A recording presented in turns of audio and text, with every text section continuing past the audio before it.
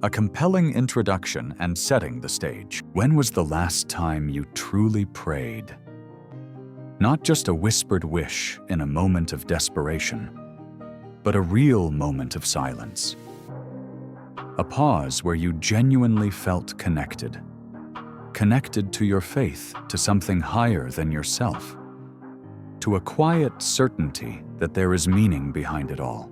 Many people can't answer that question. Not because they've rejected faith outright, but because they've slowly drifted away, quietly, unconsciously. Not with anger or rebellion, but like a boat loosening from its moorings, slipping from the dock while no one is watching. This story isn't just about religion. It's about belief about something deeper that once guided your values, gave you strength in hard times, and made you feel part of something larger. Maybe it was childhood prayers before bedtime.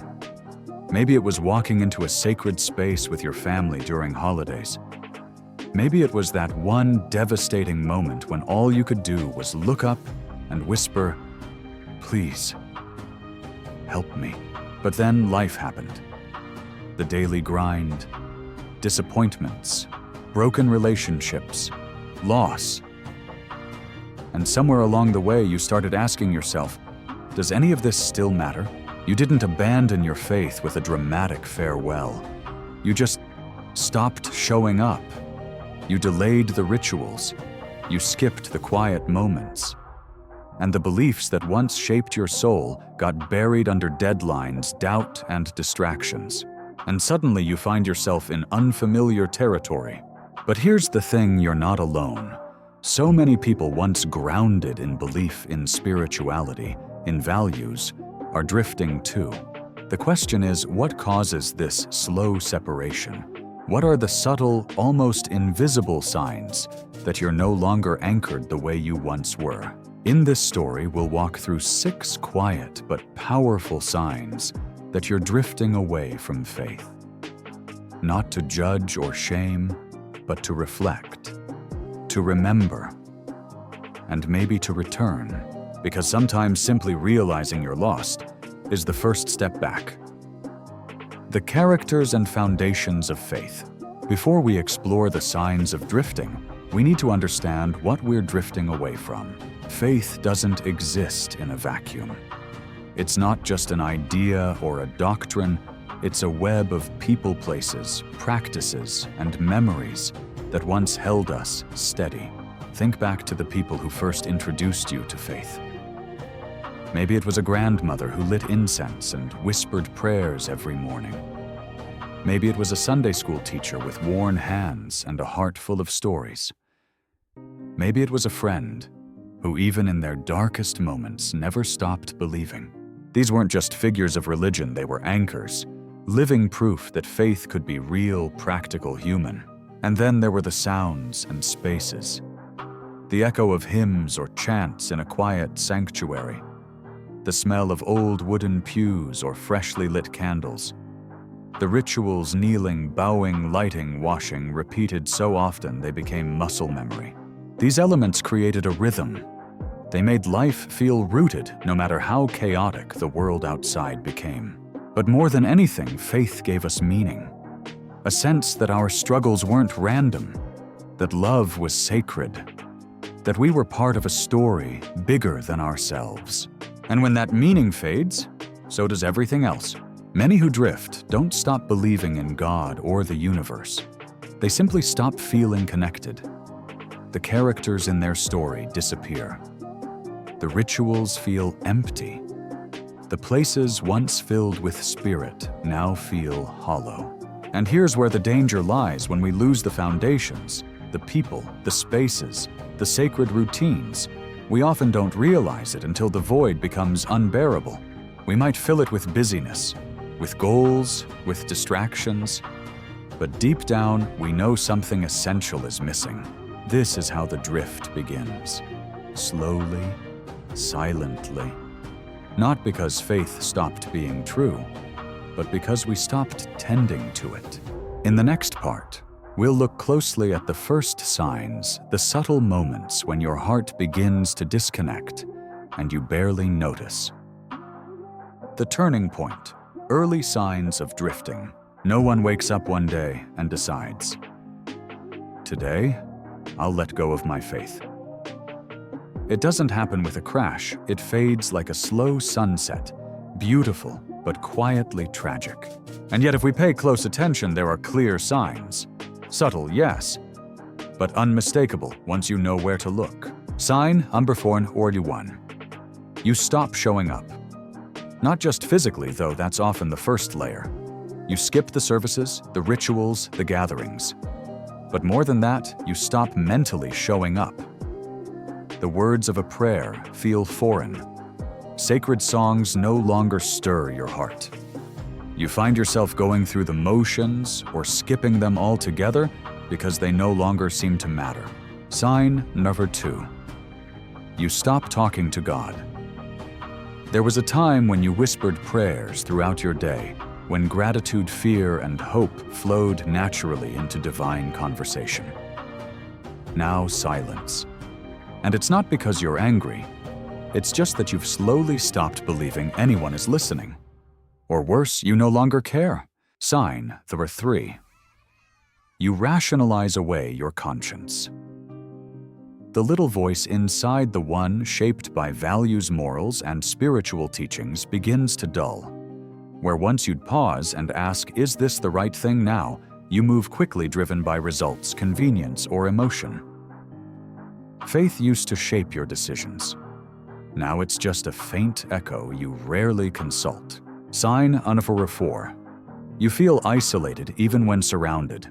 One of the greatest gifts of faith is connection to a community, a purpose, a higher presence. But as the drift continues, even being among believers feels strange. You feel like an outsider. You tell yourself, "Maybe I've changed. Maybe they've changed."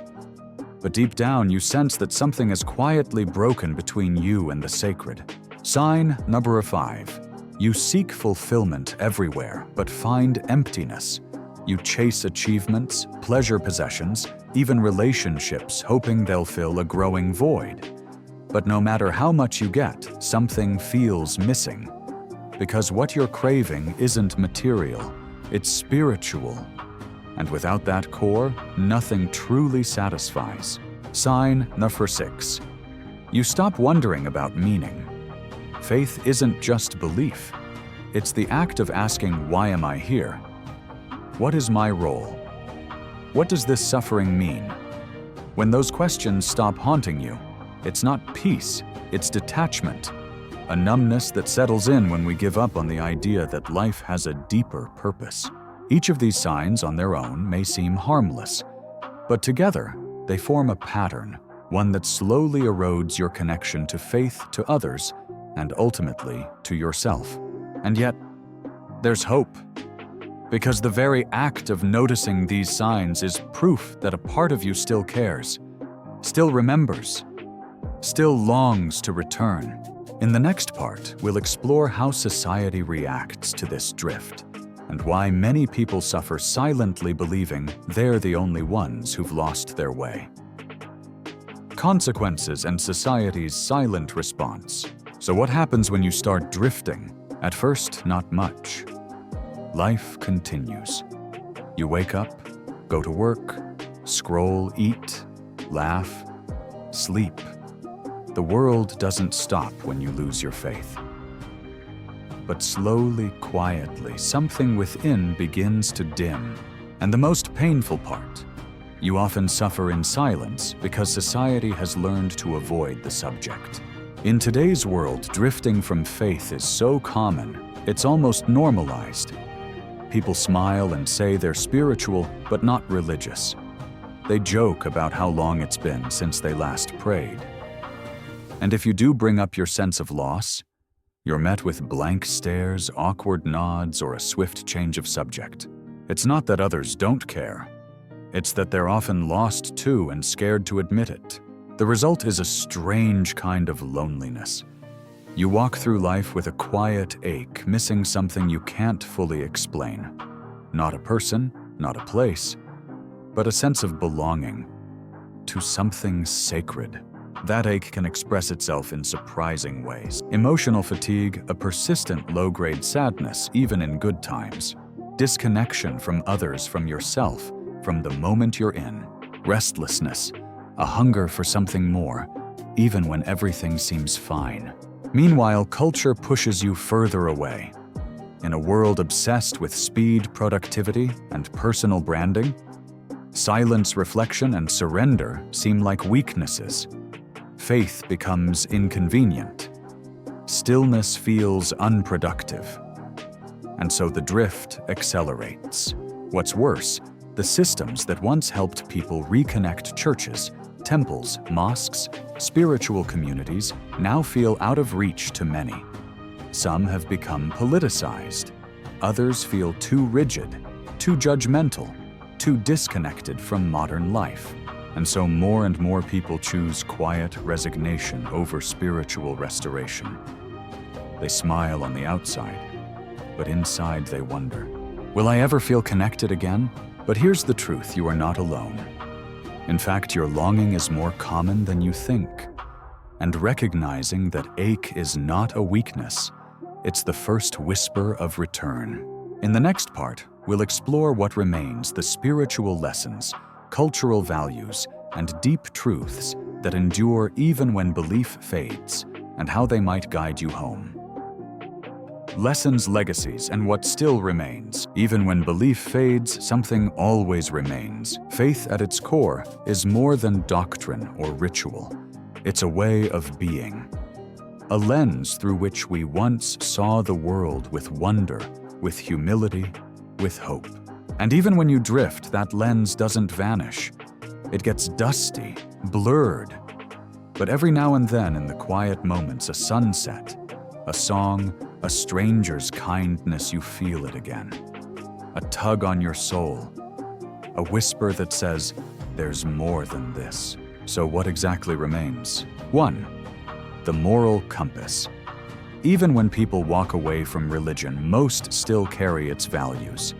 Kindness, compassion, honesty, forgiveness.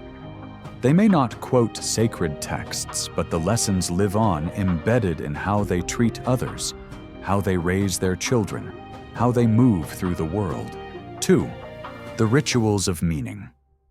Lighting a candle, bowing your head, whispering a prayer before sleep. These small gestures, often dismissed as habit, are actually echoes of something profound.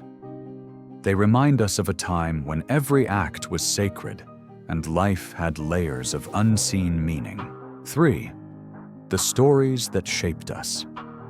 Whether it's the tale of the prodigal son, the teachings of the Buddha, or the ancient legends of your ancestors, these stories live inside you. They shaped your understanding of love, struggle, redemption. Even if you no longer believe them literally, their wisdom still guides you. 4. The sacred in the ordinary. Faith teaches us to see the divine in the everyday, a baby's laughter, the smell of rain, a shared meal.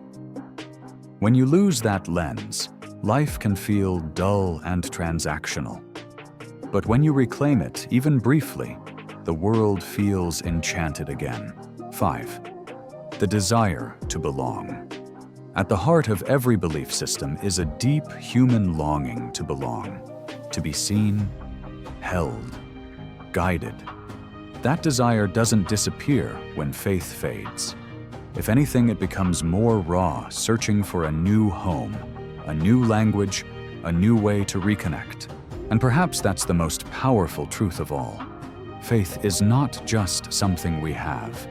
It's something we return to, again and again, in different forms through different seasons.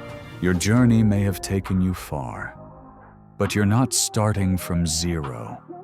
You carry every lesson, every tear, every sacred moment within you. In the final part, we'll ask the question that lingers after the drift. Can I come back? And more importantly, what would that even look like? Now, an open ending and the invitation to return. So, what happens now? You've noticed the drift. You've named the silence. You've carried the ache. And somewhere inside, a question stirs. Is it too late to come back?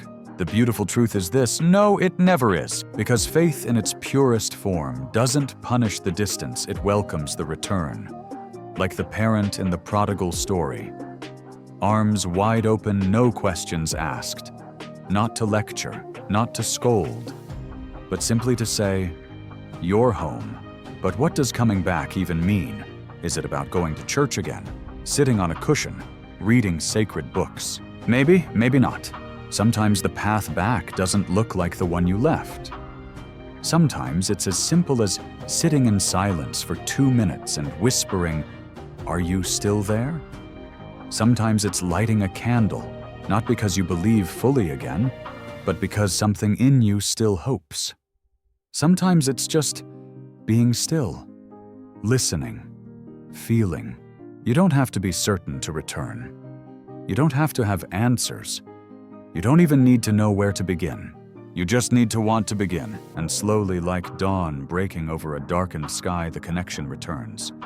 Not always in fireworks, often in flickers, a sudden warmth, a line in a book that feels like it was written for you, a moment where your heart softens and says, maybe, just maybe, there's more. And that's where the new journey begins, not with guilt, not with grand declarations, but with grace, with remembering, because maybe, just maybe, you were never as far as you thought. Maybe faith wasn't something you lost, but something that quietly waited for you. In the silence, in the ache, in the very question you're asking right now. But is that truly the end of the story? Or just the beginning? Thank you for watching Truly. If this message spoke to you, consider subscribing. Not just for content, but for conversation. Because here, we tell stories that don't just entertain. They remind you of who you are.